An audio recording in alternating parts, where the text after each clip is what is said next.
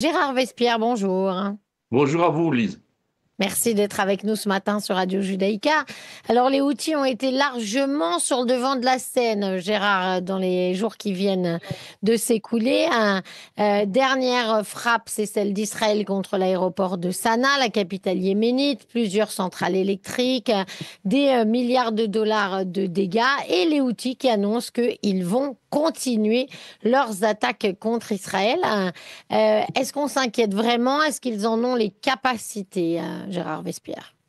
Non, je crois que depuis 50 jours, le mouvement rebelle Houthi vient de subir les plus importants bombardements qu'il ait jamais connus, même pendant la guerre au sol avec les Émirats arabes unis et l'Arabie saoudite. Donc il y a eu à peu près un peu plus de 1000 largages de missiles et de bombes sur le territoire, donc autour de Sanaa et dans le nord, un nombre vraiment très très important d'objectifs détruits, militaires, civils, pétroliers, production de ciment, donc etc. Et aussi ciblage d'un certain nombre de dirigeants du mouvement politique et dirigeants militaires. Donc je crois qu'après 50 jours de frappe, l'objectif principal, effectivement, qui était d'arrêter les interventions de ce mouvement en mer Rouge et le ciblage donc des navires pour nuire au commerce international, voire mondial, eh bien, a réussi son objectif. Reste, comme vous le disiez maintenant, la capacité très limitée des Houthis à lancer des missiles de moyenne portée à plus de 2000 km vers Israël. Donc, un de temps en temps, mais je ne pense pas qu'il y ait des capacités au-delà de ce nombre très, très réduit. Alors, justement, ça pourrait expliquer, Gérard Vespierre, pourquoi Donald Trump a annoncé hier une trêve avec les Houthis, pourquoi il assure que, ils ne veulent plus attaquer les navires en mer Rouge comme ils le font depuis des mois. Alors, d'après ce que j'ai pu lire hier soir, en tout cas, c'est plus qu'une trêve, c'est un arrêt des combats. Donc, ça veut dire effectivement que les destructions menées par les États-Unis, la Grande-Bretagne et Israël ont quand même réussi à éclaircir la situation et arrêter les interventions dans le golfe d'Aden des Houthis et en mer Rouge. Donc, ça, c'est le résultat très positif. Il reste ouvert effectivement la situation vis-à-vis d'Israël, mais là je pense que à la fois les défenses dont Israël s'est doté depuis des années vis-à-vis de toute frappe extérieure, plus les capacités très réduites des Houthis, devraient vraiment réduire considérablement la question Houthi pour Israël. Alors, c'est vrai que Israël a tout de même été visiblement surpris de cette annonce de Donald Trump du cessez-le-feu avec les Houthis.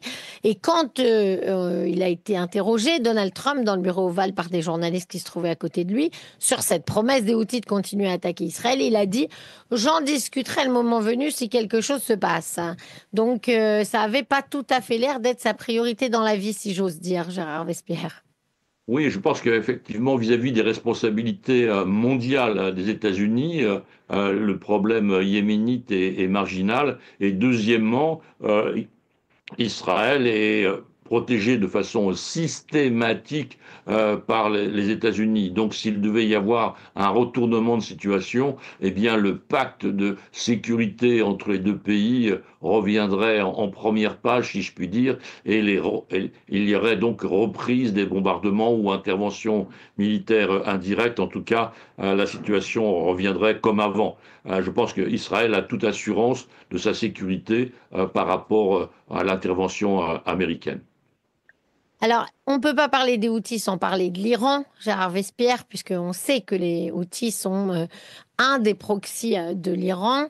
Tout à Est-ce fait. que ça va avec cette période de négociation de l'Iran avec les Américains, notamment sur les installations nucléaires, et ça peut expliquer peut-être justement ce cessez-le-feu avec les Houthis? Alors effectivement, c'est une concomitance qui est assez positive. Toutefois, il ne faut pas négliger l'ampleur, comme je le signalais tout à l'heure, destructions qui ont été faites et des éliminations de personnel militaire et donc aussi politique dans le régime et dans le système Houthi. Donc il y a vraiment un prix énorme. Les conditions climatiques de ce pays sont extrêmement difficiles. Ils ont besoin vraiment d'électricité pour alimenter leurs installations et surtout les installations de climatisation pour les dirigeants, voyez-vous. Donc je pense qu'il y a eu une pression psychologique humaine très forte sur le mouvement et ça les a amenés je dirais, à mettre fin ou à accorder effectivement un cessez-le-feu ou plus un arrêt des combats avec les États-Unis. Alors, c'est un très petit pays qui assure avoir fait la médiation entre les États-Unis et les Houthis, c'est Oman, qui est le même médiateur, Gérard, qui s'occupe des négociations avec le nucléaire iranien.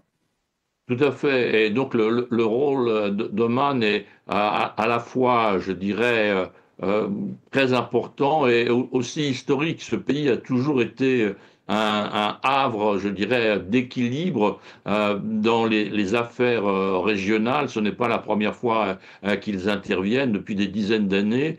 C'est lié à leur position culturelle et, je dirais, dans leur conception aussi de l'islam. Ils font partie d'un mouvement très très petit, le mouvement abadite, qui est prône l'équilibre. Et donc vous avez cette attitude vis-à-vis de la religion et vis-à-vis des relations humaines qui prêche une certaine façon donc de sécurité par rapport à l'autre et d'échange. Bon. Donc ils sont tout à fait dans le rôle religieux, culturel et politique. Tout cela est vraiment très homogène vis-à-vis du profil donc des Omanais et leur place dans cette situation est tout à fait bienvenue et nécessaire.